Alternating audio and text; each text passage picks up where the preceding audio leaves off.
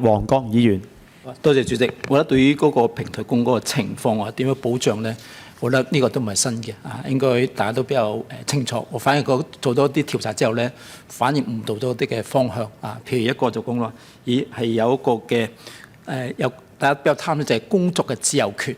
實際上咧必有自由權咧？呢啲嘅基層嘅職位裏面咧係容易入職又要離開，但係實際上咧係冇一個嘅自由我成日覺得呢個咧係自由咧，其實係唔係自由，係利用自由呢個名咧去規避嗰個保障嘅啫所以我覺得另一個就係講到我哋嘅平台工裏面譬如一成係有25,000到30,000蚊，但係冇講到佢工作嘅時間。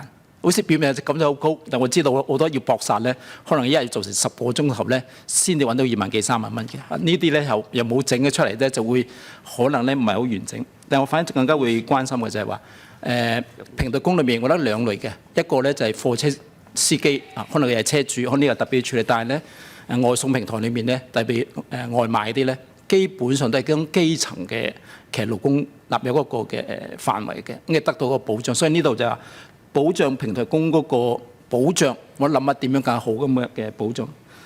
喺其他同事都提過，最關鍵問題裏面咧，就係嗰個僱傭關係點樣去清晰。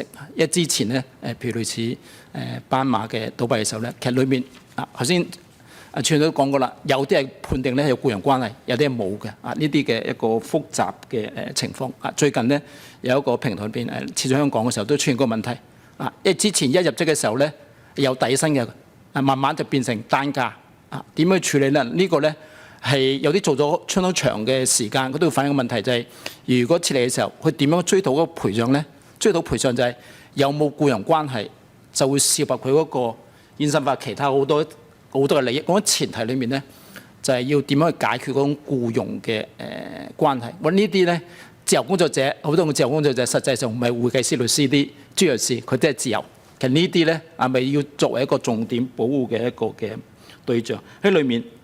我想講就話啱內地最近咧有個最高人民法院有一個嘅指導性嘅案件已經有個指導性嘅判案例咧就出現咗啦。係咪以嗰個嘅好強調係咪以嗰個用工嘅事實去確定個僱傭關係？即係包括會唔會有一種工作嘅規則要求演算法規則或者勞動紀律同埋獎懲嘅制度。因為內地以前都講嘅，用個體戶嘅名義咧，同呢啲平台簽一個合作嘅協議，但係最終嚟講，法院都判呢個用工嘅事實裏面咧，證明呢個就係僱傭關係，就解決咗好多呢個嘅問題。我知道香港1、2大平台，一個嘅德國，一個內地裏面咧，其實佢哋都係按照僱傭關係嗰個角度咧去處理佢呢個保障嘅。所以我想問嗰個重點問一個嘅問題咧，就係話呢個情況可能都比較清晰啦。最重要就係話有呢個外邊咧有咁清晰嘅一個，特別內地咧已經有好明確一個嘅案例，同埋咧內地超過1000萬嘅呢啲外送員裏面咧，其實經驗好豐富。